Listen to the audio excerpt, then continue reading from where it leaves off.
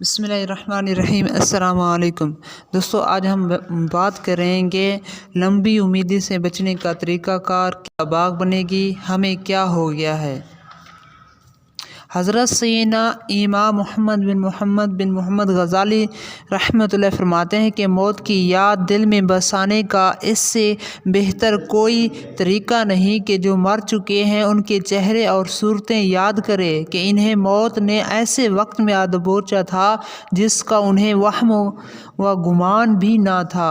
یکا یک موت کا شکار ہو گئے، البتہ جو موت کی تیاری کر کے بیٹھا تھا تو اس کی بڑی کامیابی پائی، جبکہ لمبی امید کے دھوکے میں مبتلا شخص نے بہت بڑا نقصان اٹھایا۔ انسان ہر گھڑی اپنے جسم کے متعلق یوں غور و فکر کرے کہ کس طرح کیڑے میرے جسم کو کھائیں گے اور کس طرح میری ہڈیاں بکھر جائیں گی، اور یوں سوچنے کا نہ جانے کیڑے پہلے میری دائیں آنکھ کی پتلی کھائیں گے یا بائیں آنکھ کی۔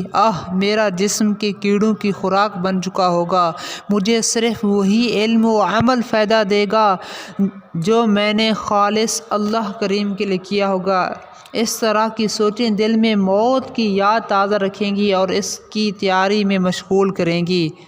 کاش عطار کا ہو طیبہ میں، کاش عطار کا ہو طیبہ میں، تیرے دلوں میں انتقال کا۔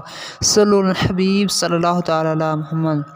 مصطفیٰ صلی اللہ تعالی علیہ وآلہ وسلم جسے موت کی یاد خوف زدہ کرتی ہے، قبر اس کے لیے جنت کا باغ بن جائے گی۔ اے جنت کے طلبگارو، یقیناً وہ شخص انتہائی خوش نصیب ہے جو لمبی امیدوں سے بٹتا ہو اور موت کی یاد جسے خوف زدہ رہتی ہو۔ برے خاتمے کے خوف، قبر کے اندھیرے اور اس کی گھبراہٹ سے ڈرا رہتا ہو۔ اندھیری قبر کا دل سے نہیں نکلتا ڈر، اندھیری قبر کا دل سے نہیں نکلتا ڈر، کروں گا کیا جو تو ناراض ہو گیا یا رب۔ اللہ پاک کی رحمت کے امیدواروں، لمبی امیدوں کے سبب زندگی کے اوقات غفلت میں گنوانے سے خود کو بچانے اور موت کی یاد دل میں بسانے اور آخرت میں بھی بہتریاں پانے کے لیے عاشقان رسول کی صحبت میں وقت گزارنے کی کوشش کیجیے۔ دعوت اسلامی کے مدنی ماحول سے وابستہ ہو جائیے کہ دعوت اسلامی کے نگران شورا حاجی عمران اطاری کا ایک بہت ہی پیارا بیان ہے، ہمیں کیا ہو گیا ہے۔ ہم نماز نہیں پڑھتے، ہمیں کیا ہو گیا ہے۔